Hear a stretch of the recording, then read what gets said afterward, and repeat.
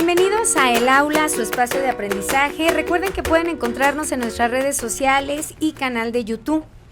Vamos a retomar que la implementación del aula como espacio esencial para el desarrollo del proceso de enseñanza-aprendizaje tuvo lugar especialmente en el siglo XIX, momento en el cual la educación dejó de estar en manos de unos pocos y comenzó lentamente a extenderse a todos los sectores de la sociedad, creándose así escuelas e instituciones educativas de diversos tipos.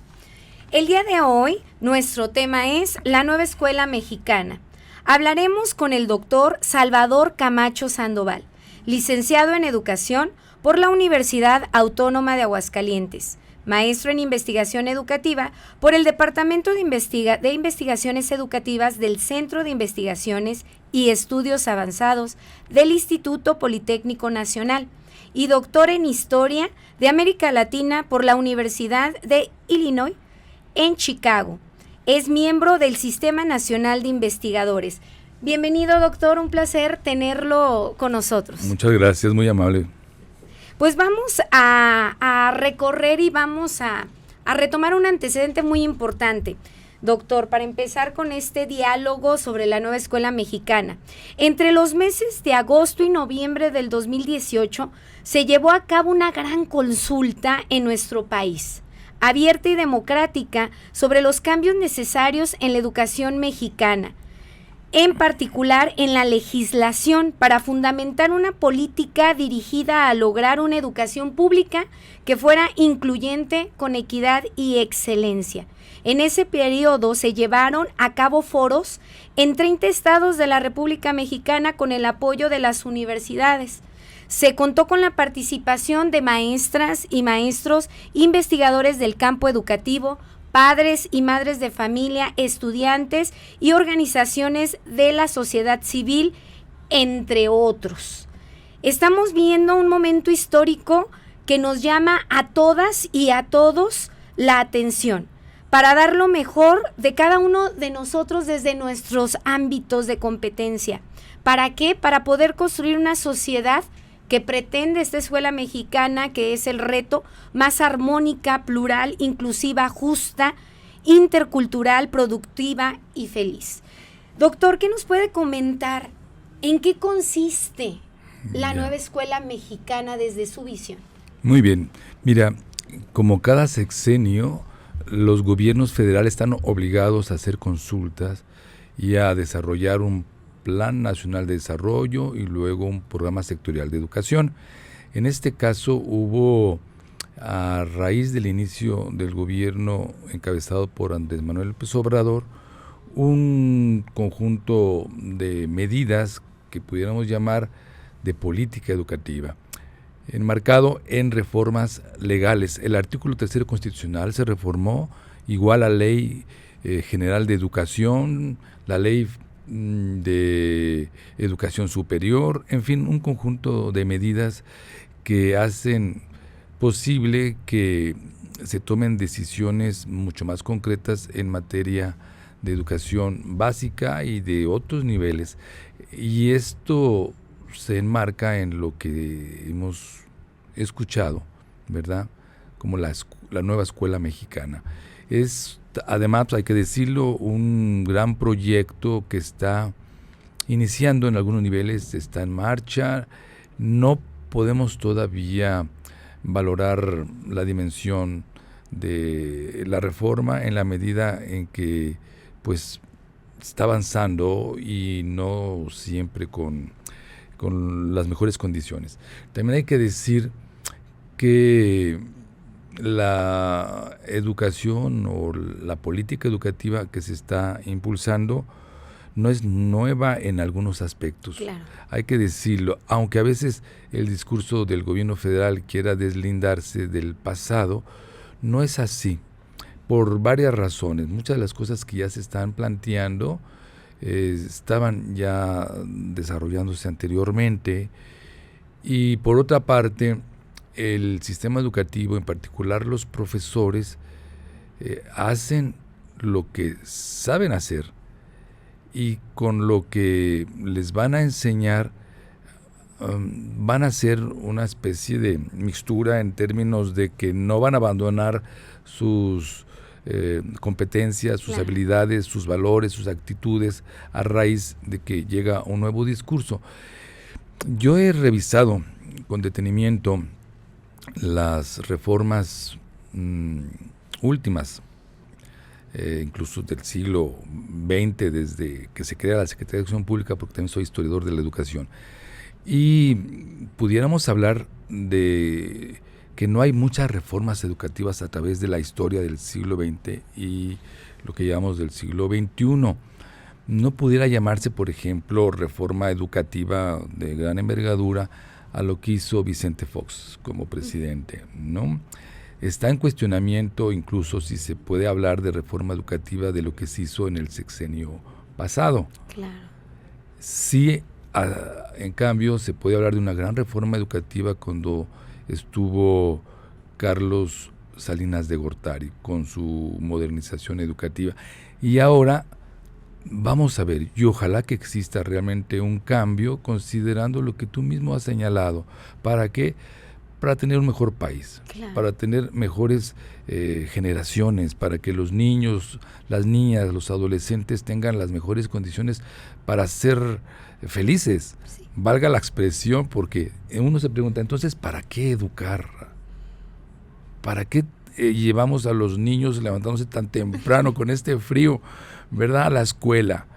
Pues para que sean mejores, sí, para que no estemos pensando en el futuro únicamente de esos niños, en el presente mismo. La educación es para que los niños hoy por hoy tengan mejores condiciones, que se desarrollen libremente, que vayan a convivir con sus amiguitos, que vayan a aprender para cosas de hoy, de mañana, y no necesariamente para el futuro. Claro que también, ¿no? Sí, Entonces, la educación es para hoy y para el futuro, y para todas las generaciones y para todos los niveles educativos.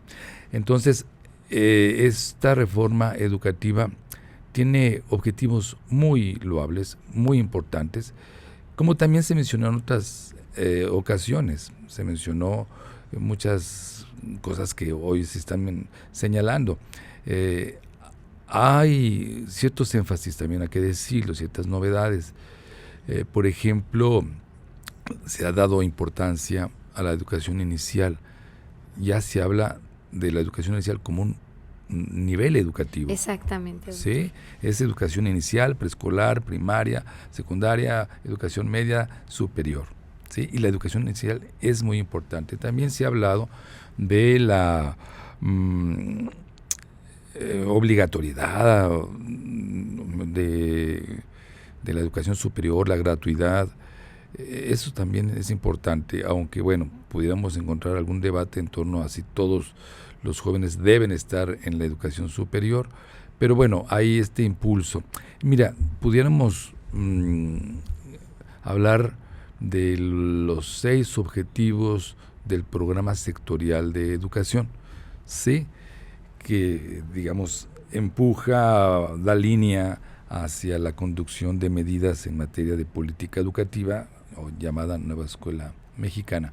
El primer objetivo es dar cabida a las niñas, a los niños, a los jóvenes en el sistema educativo, es hablar de ampliar la cobertura. Claro.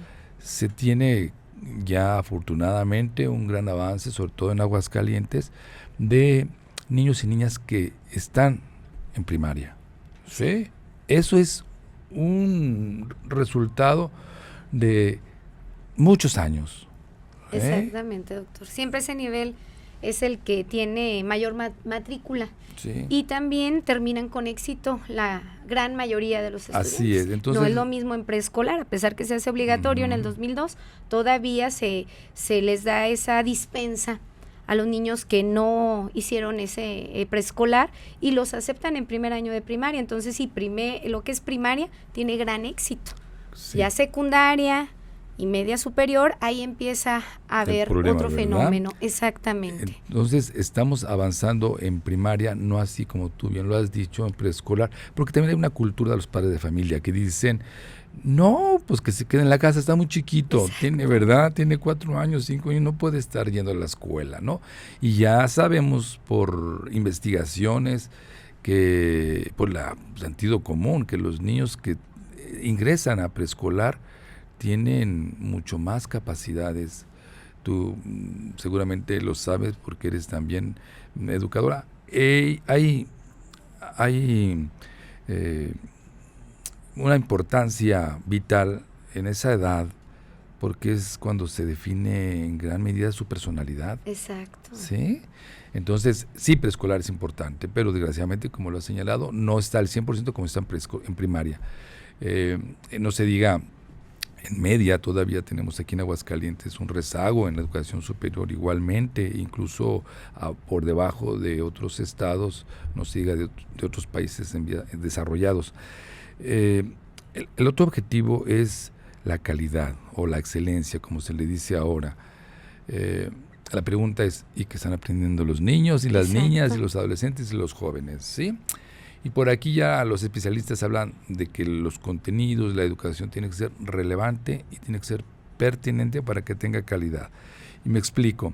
La pertinencia de los contenidos tiene que ver con aquellos aprendizajes significativos para la vida de los individuos, de las personas, que eso que aprenden en la escuela les sirva para su vida. Eso es tener educación pertinente. Educación relevante es aquella educación, aquellos contenidos que sirven para la sociedad. Claro. ¿Sí?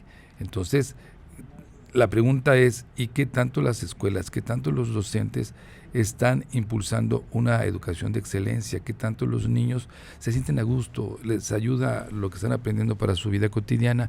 ¿Y qué tanto la educación en general, en particular media, superior, está sirviendo para que la sociedad sea más productiva, para que tengamos una cultura más democrática, para que podamos nosotros como colectividad ser una sociedad, un estado mucho más consciente y reflexivo. Exacto, todo eso es importante y aquí es donde entonces ya tenemos rezagos, ¿no?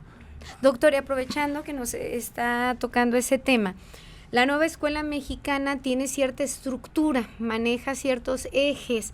Ya ahora que los colectivos docentes en consejo técnico pues están analizando, se encuentran con que ahora pues la estructura es diferente. ¿Qué nos puede comentar sobre la estructura de la nueva escuela mexicana centrada en esos planes y programas de estudio? Bueno, hay un cambio ciertamente que está llamando la atención a los profesores y a las profesoras porque no están acostumbradas a ello. Yo soy de la idea de que no confundamos los medios con los fines, sí.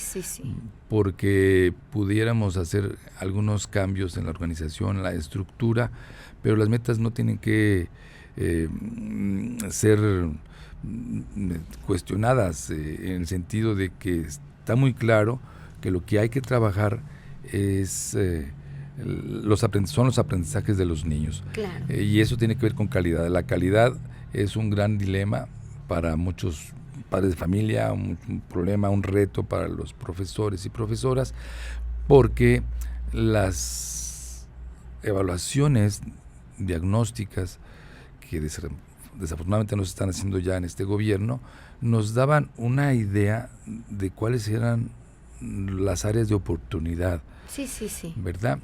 Desgraciadamente se trabajó, según yo, mal algunas evaluaciones, porque no se trataba de calificar, de etiquetar a las escuelas, a los niños. Claro que no. Y eso se estaba haciendo, ¿sí? Las evaluaciones son un medio, un fin, y las evaluaciones tienen que servir para decir cuáles son los contenidos que deben de fortalecerse, ¿no?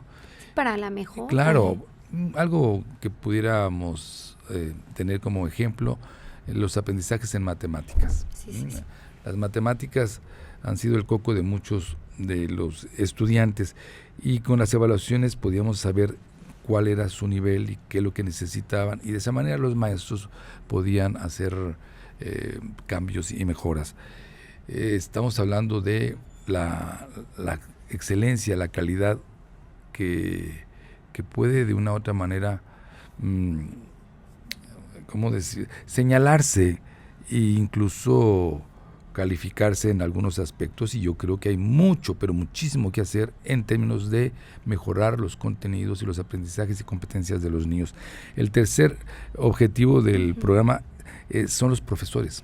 Exacto. Los docentes y las docentes son un gran reto en cuanto a su formación. Hablar de los profesores es hablar de un mundo, como tú lo sabes, quizá mejor que yo, es hablar de su vocación. Sí. Sí, es hablar de su formación en las normales y su formación permanente. O sea, ya salí de la escuela, ya estoy trabajando en una primaria, pero debo seguir preparándome, ¿verdad? Entonces ahí hay todavía mucho por hacer.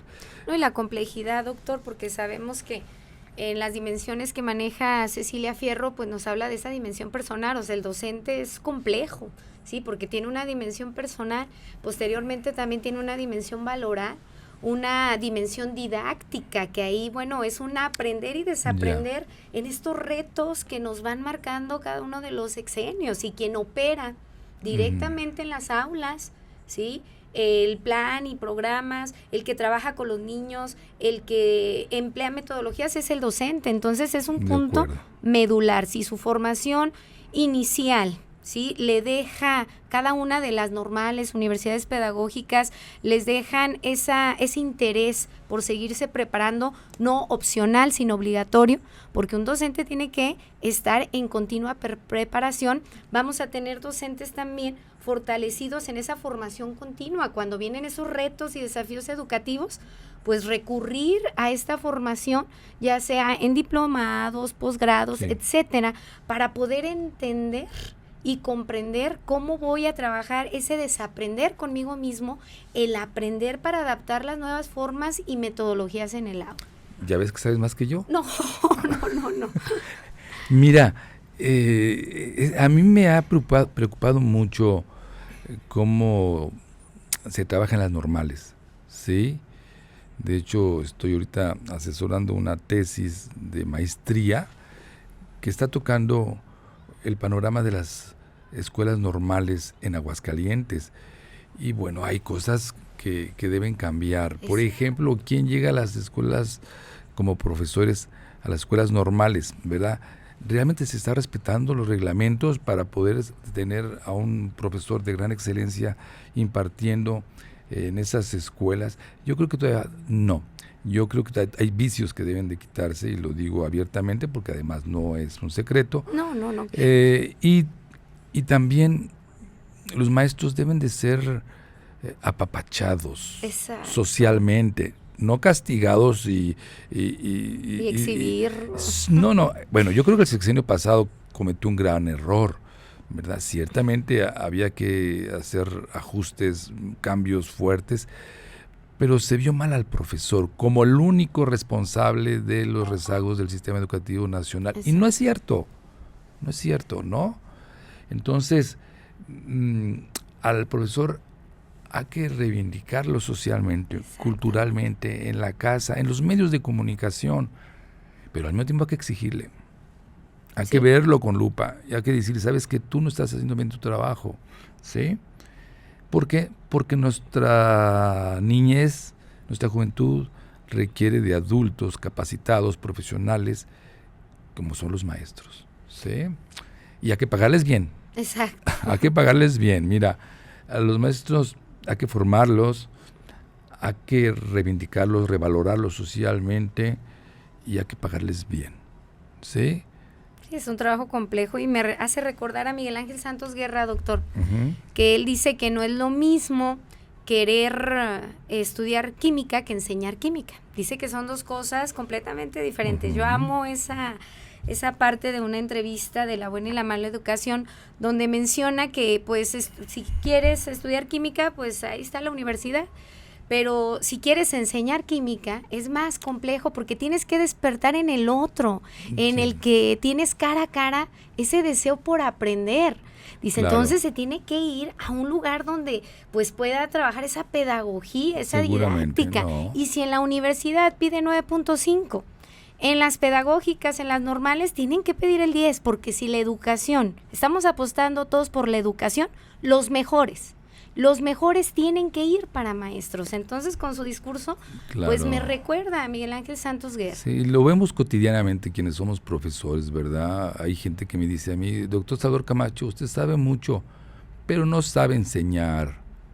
Bueno, eso no me dicen, estoy diciendo un ejemplo, Yo ¿verdad? sé que no. Pero lo vemos seguido, ¿no?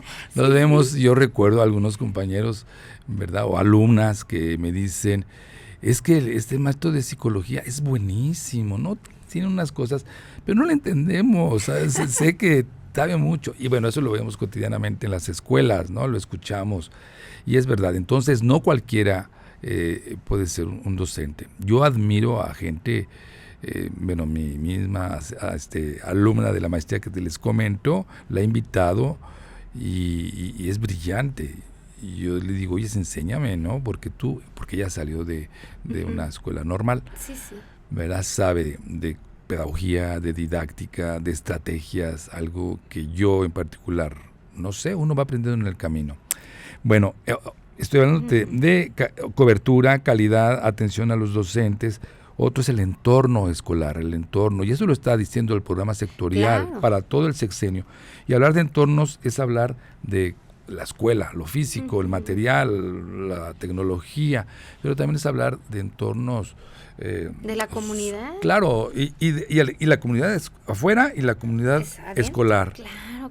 Sí, cuando encuentras tú al maestro que se pelea con el director y que hay conflictos, pues hay un ambiente adverso, ¿verdad? Y quien lo resiente, pues son los estudiantes y las estudiantes. Entonces, este elemento es muy importante. Hasta pensando en la parte física, yo fui director de Educación Media Superior y Superior algún tiempo en el Instituto de Educación y me tocó ver aquí en Aguascalientes telebachilleratos en donde los estudiantes se sentaban en botes de pintura vacía. Sí, no te estoy hablando de hace 40 años, ¿no? Entonces dices, ¿cómo un estado tan próspero, a diferencia de otros, tiene telebachilleratos en esas condiciones?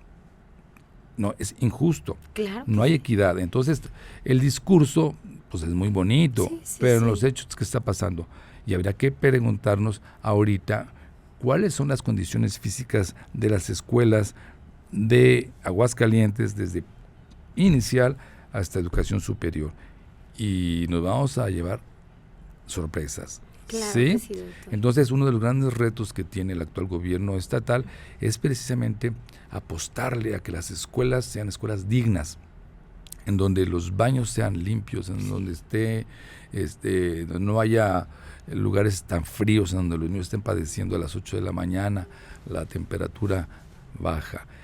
Entonces, eso es importante. Y bueno, lo otro, eso es relativamente fácil cuando hay dinero. ¿Sí? Rápido lo reparamos, ¿no? No así los ambientes escolares, ¿no? Porque ahí, pues tú lo has dicho muy bien, los docentes somos personas. Y tenemos intereses y tenemos valores y a veces entramos en conflicto entre nosotros. Entonces ahí es cuestión de trabajar. Y para eso están los directores, supervisores, están, en fin, todo un mundo que tiene que hacer un trabajo humano, sensible, de empatía entre ellos mismos, de colaboración. Y fíjate que el tema de la colaboración es importante, que lo ha resaltado mucho este gobierno federal. ¿Sí? El tema de evitar el individualismo, de trabajar en colectivo, etcétera, ¿no? Bueno, no me extiendo. El otro propósito es el tema de la salud, ¿sí? La educación física. Y finalmente el último es el Estado como responsable de la educación. Y hablar de responsabilidad del Estado es que las iglesias no son responsables del sistema educativo, ¿no? Los empresarios tampoco. El sindicato tampoco. Es el Estado mexicano a través de gobiernos y sus leyes. Eso es muy importante. Y también la importancia de poder coadyuvar.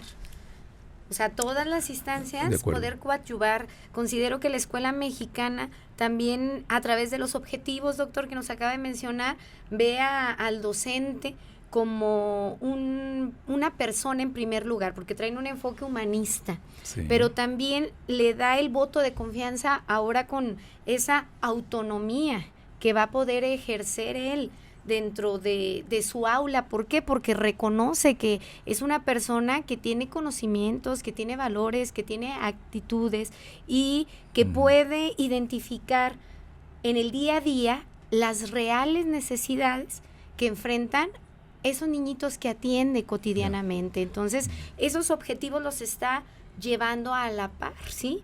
En educación para la salud, ya también está trabajando la nueva escuela mexicana para que los niños reflexionen, que lo que comen y el trato que le dan a su cuerpo va a repercutir en el futuro y en el presente y en el hoy. Llega una enfermedad y no le va a dar igual a una persona que se alimenta con comida no saludable a una persona que lo alimenta. Entonces tiene varios retos en la nueva escuela mexicana. Eso de la alimentación me parece muy importante, porque estamos hablando de la educación para la vida.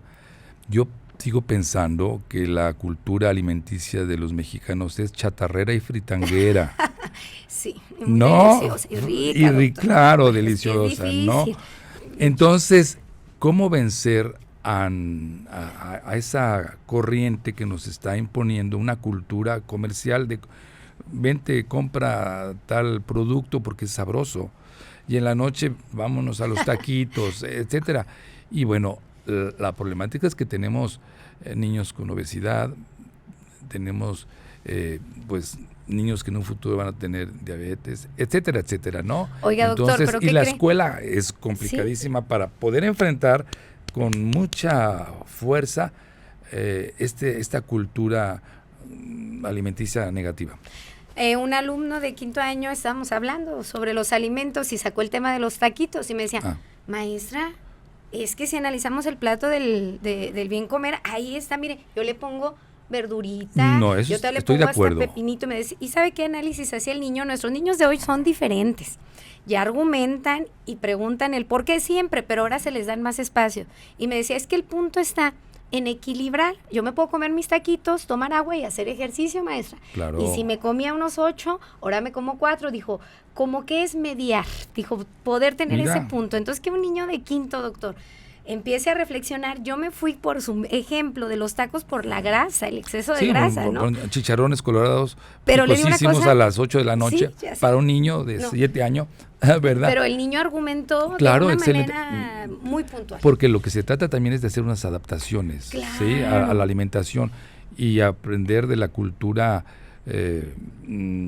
alimenticia mexicana.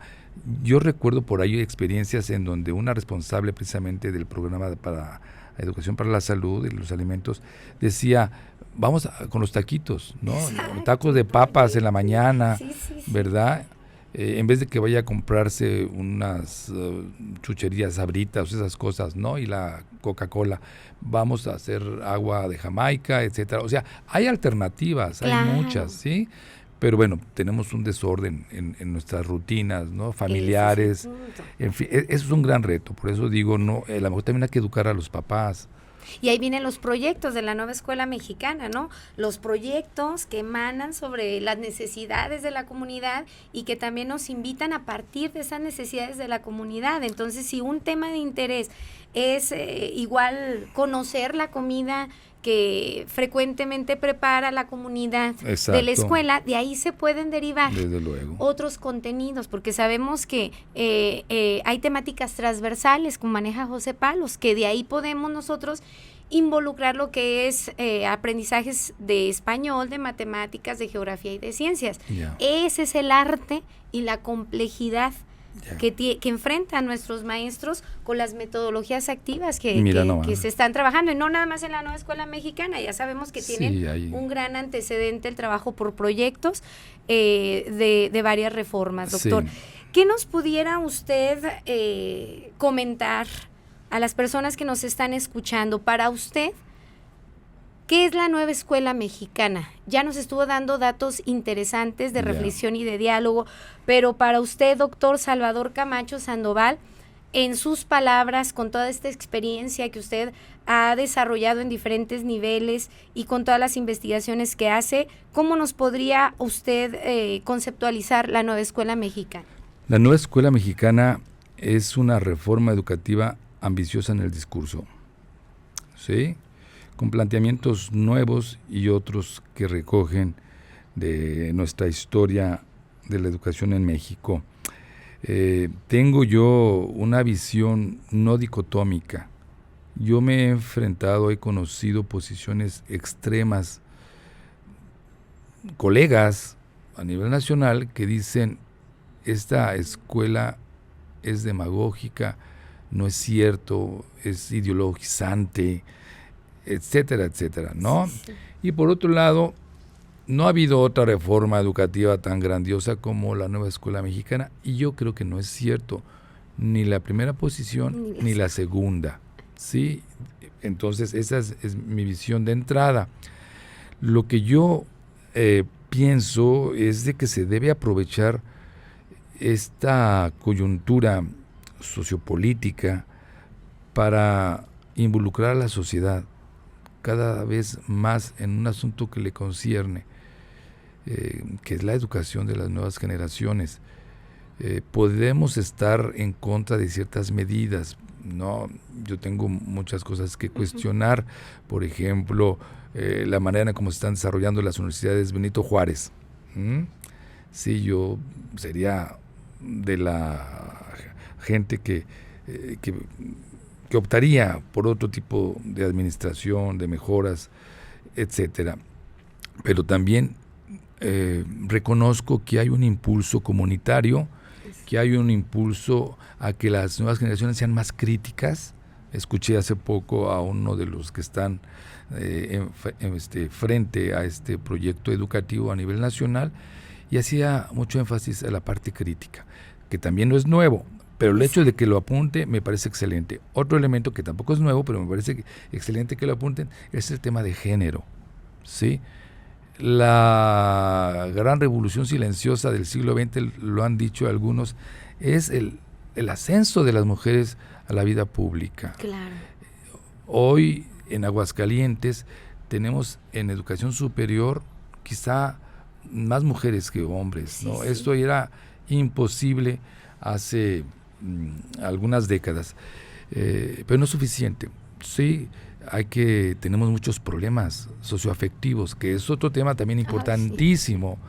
¿Verdad? Yo he estado muy atento a esto, estoy dando clases en la licenciatura en asesoría psicopedagógica y el tema es el mundo socioafectivo, que también ha sido planteado anteriormente, pero que ahora se quiere fortalecer, ¿verdad? Yo creo que si tenemos niños con una autoestima fuerte, claro, sí, salen adelante, pero yo veo incluso muchachos, compañeros en la universidad que son muy tímidos para hablar, sí, que tienen problemas muy fuertes de su casa, etcétera.